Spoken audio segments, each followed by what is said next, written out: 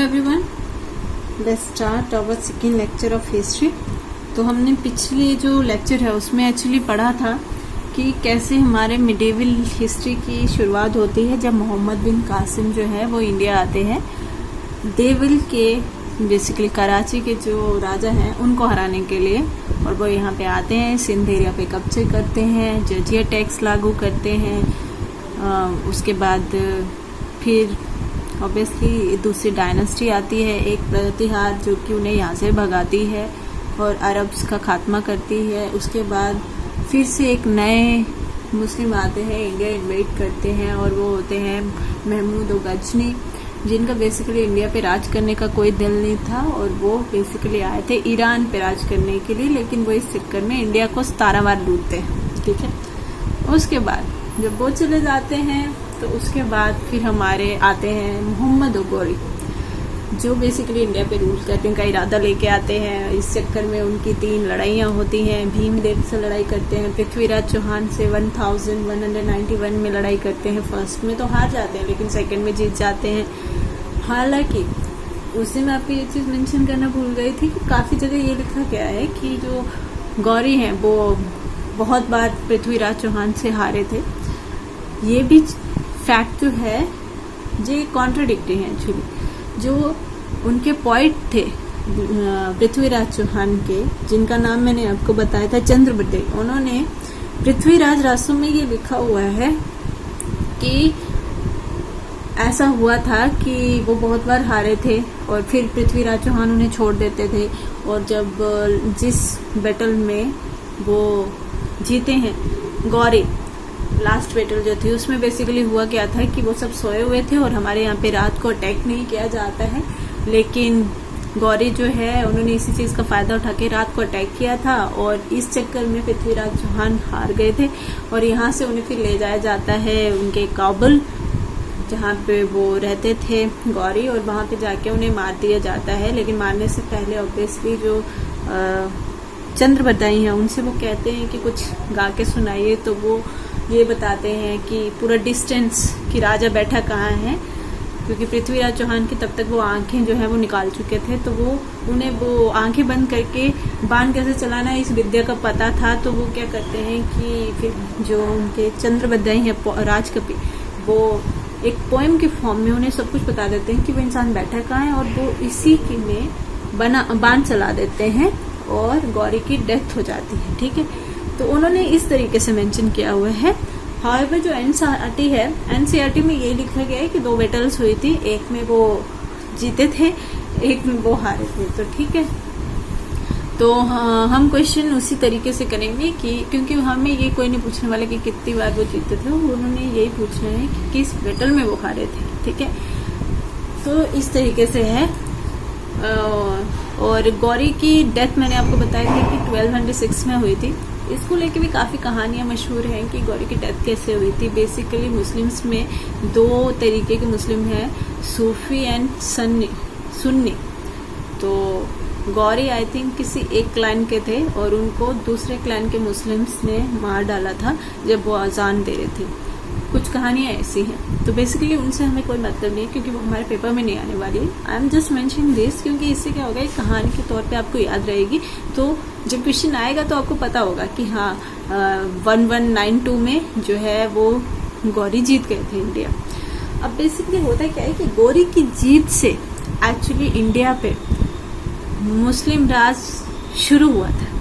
ठीक है, उससे बोला जाता है कि वहाँ से दिल्ली सल्तनत की शुरुआत हुई थी, क्योंकि गौरी अपने साथ 2 लोगों को लेके आए थे। एक थे खिलजी और एक थे ऐबक। खिलजी वो पर्सन थे जिन्होंने ईस्ट में लड़ाइयाँ लड़ी थी, बिहार, पटना, इन जगहों पे, और इसी चक्कर में उन्होंने हमारी 2 यूनिवर्सिटी को तबाह कर दिया था। ठीक है, और वो यूनिवर्सिटी कौन कौन सी थी मैंने आपको उस दिन भी मेंशन किया था, नालंदा एंड विक्रमशिला।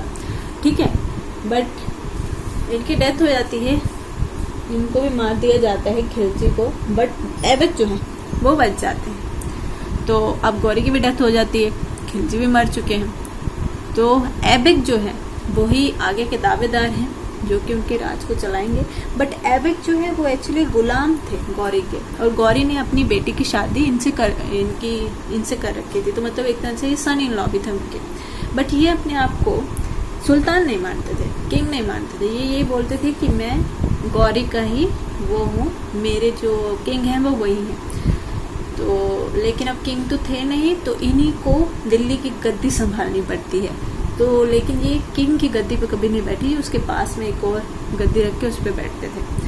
तो बेसिकली दिल्ली सल्तनत की जो शुरुआत होती है वो होती है ऐबक से, ठीक है, जिनका पूरा नाम क्या है, कुतुबुद्दीन ऐबक। अब दिल्ली सल्तनत की अगर बात आती है तो दिल्ली सल्तनत को माना जाता है कि वो हमारी शुरू हुई है 1206, जब गौरी की डेथ होती है, इससे लेके 1526 AD यहाँ तक माना जाता है कि क्या है, दिल्ली सल्तनत है। अब दिल्ली सल्तनत मुगलों से अलग है, ठीक है, ये दिल्ली सल्तनत दूसरी है। इसमें क्या है, 5 वंश फेमस हैं जिन्होंने दिल्ली के ऊपर राज किया है।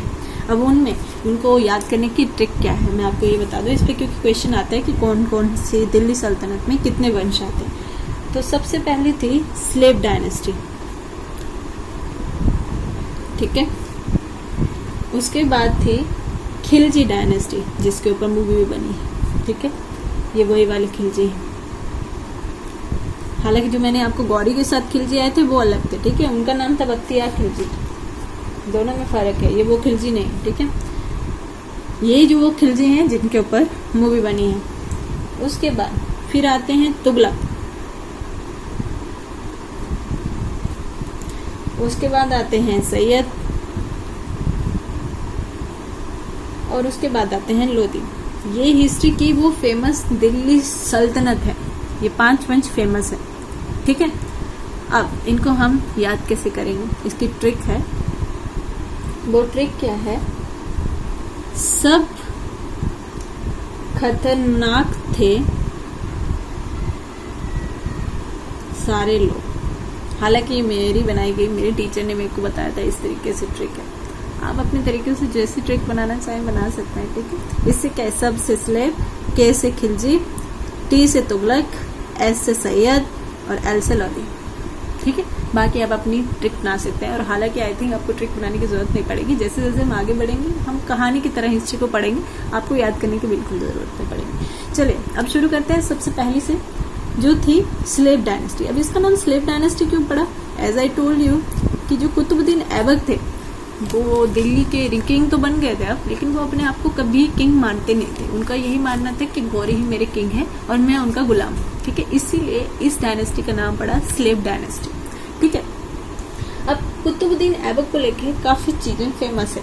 अब इस स्लेव डायनेस्टी को एक और चीज बता दूं कि इसको हम ममलूक डायनेस्टी भी बोल सकते हैं या इलवरी भी डायनेस्टी बोल सकते हैं, ठीक है।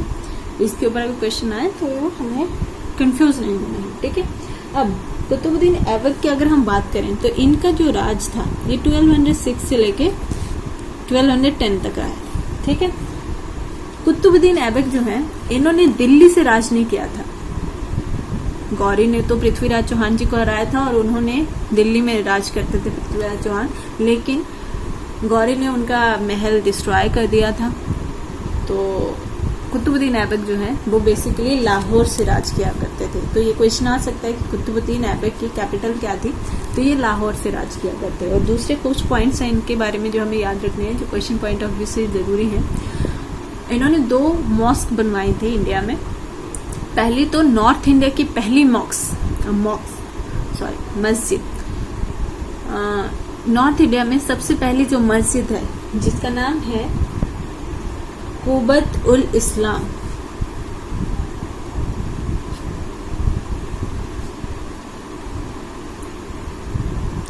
जो कि दिल्ली में है। ये हमारे नॉर्थ इंडिया की फर्स्ट मॉस्क थी, ये इन्होंने बनवाई थी। और इन्होंने अजमेर में, जैसे कि पृथ्वीराज चौहान बेसिकली तो अजमेर से ही वो थे, ठीक है। पहले वो दिल्ली के सुल्तान बनने से पहले, दिल्ली में शासन करने से पहले अजमेर में थे। तो जब इन्होंने दिल्ली हराया तो ऑब्वियसली वो एरिया भी इनके पास आ गया। तो इन्होंने अजमेर में भी एक मॉस्क बनाई थी, वो उसका नाम क्या है, 2.5 दिन का झोपड़ा, झोपड़ा सॉरी, वहाँ पे आज में मेला लगता है, काफ़ी टूरिज्म है। अगर आपको कभी मौका मिले तो जाइए और देखिए। हिस्ट्री बेसिकली याद करने में आपको हेल्प हो जाएगी, ठीक है, याद रहेगा कि हाँ काजल जी ने बताया था, ठीक है। तो 28 दिन का झोपड़ा और कुबत उल इस्लाम, ये 2 मॉस्क इन्होंने बनाए थे। और इसका प्रिपरेशन भी आता है कि हमारे नॉर्थ इंडिया की फर्स्ट मॉस्क कौन सी थी, तो कुबत उल इस्लाम किसने बनवाई थी, कुतुबुद्दीन ऐबक। कुतुबुद्दीन ऐबक किसके स्लेव थे, गौरी के, और गौरी ने किसको हराया था, पृथ्वीराज चौहान, ठीक है। इस तरीके से आप कहानियों को लेके चलेंगे तो आपको हिस्ट्री भी बोरिंग नहीं लगेगी। चलिए ये हो गया। दूसरा, कुतुबुद्दीन ऐबक जो है इनके काफी सारे नेम फेमस है। जैसे इनका एक फेमस है नेम लख बख्श। वो क्यों फेमस है, ये एक्चुअली जब राजा बने थे तो इन्होंने अपनी जनता में एलिफेंट्स का दान किया था, तो इसीलिए जनता ने इनको नाम दिया था लख बख्श, ठीक है। और इन्हें कुरान ख्वा भी बोला जाता है। क्यों, क्योंकि इन्होंने कुरान पढ़नी सीखी थी, ठीक है, तो इसलिए इन्हें कुरान ख्वा भी बोला जाता है। इनको पीर बख्श बोला जाता है, सिपह सलार बोला जाता है, कमांडर। अब और एक फैक्ट क्या इनके लिए फेमस है कि इन्होंने कुतुब मीनार का निर्माण शुरू करवाया था। मतलब कुतुब मीनार जो आज हम देखते हैं दिल्ली में, वो स्टार्ट किसने की थी, उसकी कंस्ट्रक्शन करवाई किसने थी, तो ये कुतुबुद्दीन ऐबक थे। अब ये क्यों बन रहा था, उस टाइम एक सूफी संत थे जो बहुत फेमस थे, कुतुबुद्दीन बख्तियार काकी, उनके नाम पे ये शुरू किया गया था, ठीक है। और इनको लेके क्या है फेमस कि देखिए बाकी सब राजाओं की डेथ का, किसी की नेचुरल डेथ हुई है तो कोई वॉर में मारा गया, बट हमें क्वेश्चन क्या आता है जिनकी डेथ अननेचुरल हुई हो और किसी अलग तरीके से हुई हो, तो इनकी डेथ बेसिकली कैसे हुई थी, ना किसी वॉर में हुई थी, ना ये नेचुरल डेथ हुई थी, ना किसी ने इनको मारा था। बेसिकली इनकी डेथ एक गेम खेलते हुई थी, चौगान, जिसे आज हम पोलो बोलते हैं। पोलो में 4 प्लेयर होते हैं, 4 प्लेयर की ये गेम होती है, तो ये वो खेलते हुए मरे थे, ठीक है। तो ये 4 साल ही राज कर पाए, तो इसलिए इनके ऊपर क्वेश्चन आ सकता है कि वो कौन सा राजा थे जिनका गेम खेलते हुए, या फिर ऐसे पूछ सकते हैं कुतुबुद्दीन ऐबक की मौत कैसे हुई थी, ठीक है, कौन सी गेम खेलते हुए हुई थी, तो वो पोलो गेम खेलते हुए उनकी डेथ हो गई थी। दूसरा ये कि ये टर्किश डायनेस्टी थी, ठीक है, ये तुर्क लोग थे, ये पहले तुर्क लोग थे जिन्होंने इंडिया पे राज किया था, ठीक है, ओके। उसके बाद इनकी डेथ हो जाती है कुतुबुद्दीन ऐबक की, कुतुब मीनार का काम भी आधा रह जाता है। इसके बाद इनके बेटे को राजा बनाया जाता है, जैसे कि होता है कि किंग का जो उत्तराधिकारी होता है वो उनका बेटा होता है, ठीक है। तो इनके बेटे थे आराम शाह, और ये आराम ही करते थे बेसिकली, इन्होंने राज से इन्हें कोई मतलब नहीं था, तो इसकी वजह से ये सिर्फ 8 महीने ही राज कर पाए। अब वो क्यों कर पाए, देखिए कुतुबुद्दीन ऐबक जो थे, इन्होंने अपनी बेटी की शादी करवाई थी इल्तुतमिश से, ठीक है। गौरी के स्लेव थे कुतुबुद्दीन ऐबक, कुतुबुद्दीन ऐबक के स्लेव थे इल्तुतमिश, जिससे इन्होंने अपनी बेटी की शादी करवाई थी। और ये जो इल्तुतमिश है, ये क्या देखते हैं कि आराम शाह जी तो आराम ही फरमा रहे हैं, तो ये क्या करते हैं, उन्हें मरवा डालते हैं। तो आप हिस्ट्री में देख रहे हैं बेसिकली होता क्या था, रिलेशनशिप राज के सामने कुछ नहीं है, दे आर जस्ट अ वे, चाहिए तो रखिए, नहीं चाहिए फिनिश इट अप। तो इस तरीके से इन्होंने क्या किया कि उनके अपने ब्रदर इन लॉ को ही मरवा दिया राजा बनने के लिए। तो ये गद्दी पे बैठते हैं अब, ठीक है। आराम शाह जी 8 महीने तक राज कर पाते हैं, उसके बाद आ जाते हैं इल्तुतमिश, और इनको स्लेव ऑफ स्लेव भी बोला जाता है। क्यों बोला जाता है, क्योंकि कुतुबुद्दीन ऐबक गौरी के स्लेव थे और ये कुतुबुद्दीन ऐबक के स्लेव थे, तो मतलब स्लेव ऑफ स्लेव बोला जाता है इन्हें, ठीक है। और इनका राज रहा है 1211 से लेके 1236 तक। इल्तुतमिश को लेके काफी चीजें फैक्ट जो है वो फेमस है। वो क्या है, सबसे पहला ये कि इल्तुतमिश बेसिकली राजा बनने से पहले गवर्नर थे बदायूं के, जो कि यूपी में है, ठीक है। और इन्होंने, ये फर्स्ट राजा थे जिन्होंने दिल्ली से राज करना शुरू किया था। इससे पहले कुतुबुद्दीन ऐबक जो आराम शाह हैं, ये लाहौर से राज करते थे, लेकिन इल्तुतमिश ने अपनी कैपिटल चेंज की और दिल्ली लेके आए। तो ये क्वेश्चन आ सकता है कि कौन सा दिल्ली सुल्तान था जिसने अपनी कैपिटल दिल्ली से या फिर दिल्ली से जिसने राज शुरू किया था, तो वो थे इल्तुतमिश। अब इल्तुतमिश को रियल फाउंडर ऑफ दिल्ली सल्तनत भी बोला जाता है। वो क्यों बोला जाता है? क्योंकि इल्तुतमिश ही पहले वो थे जिन्होंने सुल्तान का टाइटल हासिल किया था। इससे पहले क्या होता था कि जो उन्होंने किंग तो बन गए थे ऐबक या आराम शाह, लेकिन सभी उन्हें गुलाम गुलाम ही बोलते थे। इल्तुतमिश भी जब बने तो वो गुलाम ही बोलते थे उन्हें, क्योंकि कोई भी राजा मानने के लिए तैयार नहीं था उन्हें, क्योंकि वो ऑब्वियसली गौरी के गुलाम थे। तो इल्तुतमिश जी क्या करते हैं, ये एक जुगाड़ लगाते हैं। क्या जुगाड़ लगाते हैं? जुगाड़ तो नहीं, बेसिकली ये खलीफा के पास पहुंच जाते हैं। मैंने आपको बताया था खलीफा कौन है, मुस्लिम के उस टाइम गुरु होते थे और एक अरब में राज करते थे।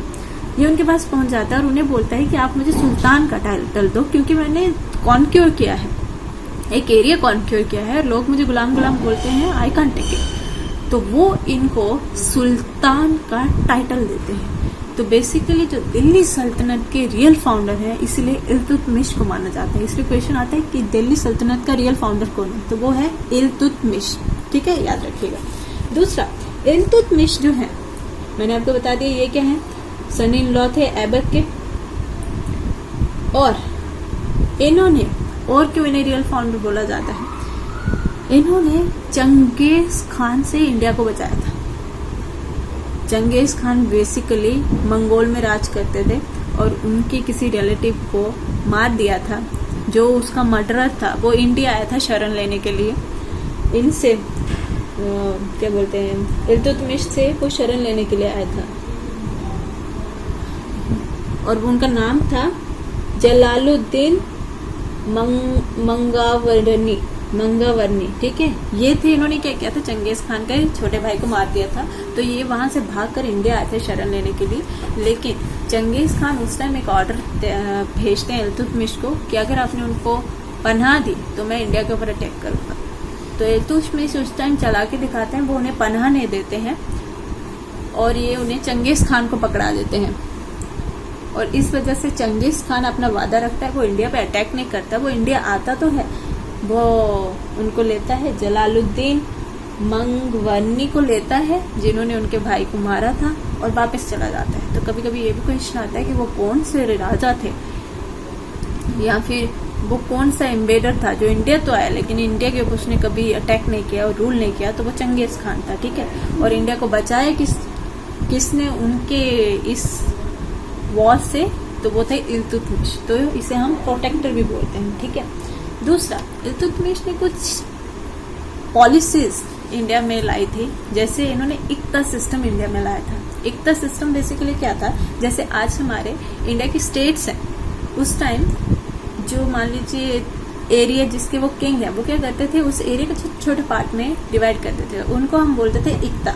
ठीक है, और उनका एक कमांडर होता था उस एरिया को देखने वाला, जैसे आज हमारे सीएम होते हैं स्टेट के, वैसे बेसिकली एक इक्तादार होता था, जिसका काम क्या होता था, बेसिकली किंग ने उन्हें ये ऑर्डर दे रखा था कि टैक्स भी आप ही लोगों से लेंगे और आर्मी भी आप ही बिल्ड करेंगे। मतलब राजा की अपनी कोई आर्मी नहीं होती थी, ये इक्तादार होते थे जिनको ये बोलते थे कि आप टैक्स भी लीजिए लोगों से और आर्मी बिल्ड कीजिए, राजा को जब जरूरत होगी वो आपको बताएगा और आपको अपनी आर्मी भेजनी पड़ेगी। ठीक है, तो ये था इक्ता सिस्टम, ये इन्होंने लॉन्च किया था, इन्होंने इंट्रोड्यूस किया था इंडिया में। दूसरा, इन्होंने चालीसा जो है वो भी फाउंड किया था। चालीसा बेसिकली क्या था, 40 लोगों का ग्रुप था। ठीक है, जिनके पास ये फोर्सेस रहती थी, आर्म्ड फोर्सेस। जैसे मैंने बोला इक्तादार होता है, वो टैक्स कलेक्ट करता था और उन्हीं में एक 40सा होता है, 40 लोग ऐसे हैं जिनके पास आर्मी होगी। ठीक है, तो ये किंग की बेसिकली हेल्प करेंगे। और 40सा का क्या है कि मान लीजिए जैसे आजकल एमएलए एमपीज होते हैं, हम लोकसभा में जैसे मिनिस्टर्स होते हैं, तो 40सा भी इन्होंने क्या करना है, नोबल पर्सन हो गए ये किंग के, ये उन्हें बोलते थे कि हाँ मैंने आपको ये हक दिया है, आप आइए मेरे राज में बैठिए और हम डिस्कस करेंगे चीज़ों को। हालांकि पावर सारी जो आर्मी को रिलेटेड है वो 40 के पास ही। ठीक है, उसके बाद इन्होंने इंडिया में प्योर अरेबिक कॉइन भी शुरू किए थे, ठीक है, और उसका नाम था टका। टका के नाम से इन्होंने शुरू किया था, और आज आपको पता है बांग्लादेश की करेंसी भी है टका। और इन्होंने एक जीतल नाम का भी कॉइन शुरू किया था। जीतल जो है वो कॉपर का था, और जो टका है वो मेरा सिल्वर का था, ठीक है। इन्होंने एक और चीज की थी, इन्होंने हमारे महाकाल टेम्पल जो कि महाबलेश्वरम में है, महाराष्ट्र में, उसको लूटा था। तो ये कुछ फैक्ट थे इल्तुतमिश को लेके फेमस। अब इल्तुतमिश के बेटे थे, बट कोई भी राज करने के लायक इन्हें नहीं लगता था, क्योंकि इन्होंने सबको कुछ रिस्पॉन्सिबिलिटीज दे रखी थी, कुछ एरिया डिफाइन किए हुए थे कि आप वहां पे जाके रूल करके देखिए। तो वहां पे वो इतने अच्छे तरीके से रूल नहीं हो रहा था, उनसे वो एरिया नहीं संभल रहा था, तो इनको कोई दिख नहीं रहा था ये किसको नॉमिनेट करें। तो ये वो फर्स्ट पर्सन थे जिन्होंने अपनी बेटी को नॉमिनेट किया नेक्स्ट किंग बनने के लिए, और उनका नाम था रजिया सुल्तान। ये क्वेश्चन आता है कि इंडिया में या फिर इंडिया की हिस्ट्री में ऐसी कौन सी क्वीन रही है, दिल्ली सल्तनत की ये one and only women king रही है, क्वीन बोल लीजिए, सुल्तान बोल लीजिए, वो थी रजिया। और ये रजिया बेसिकली नॉमिनेट भी क्यों होती हैं, एक बार अटैक होता है तो इल्तुतमिश के बेटों में से कोई भी उनकी हेल्प नहीं कर पाता, और रजिया एक ऐसी कैन से कि तरीका बनाती हैं कि स्ट्रैटेजी बनाते हैं जिससे इनके पापा जो है वो उनका हरा पाते हैं। तो इसी चीज से खुश होकर ये इन्हें नेक्स्ट नॉमिनेट कर देते हैं, ठीक है। अब इसके बाद क्या होता है, रजिया जी नॉमिनेट हो जाती हैं, तो इल्तुतमिश जी की जब डेथ होगी तो रजिया जी सुल्तान बनेंगी। कैसे बनेंगी ये हम देखेंगे नेक्स्ट लेक्चर में।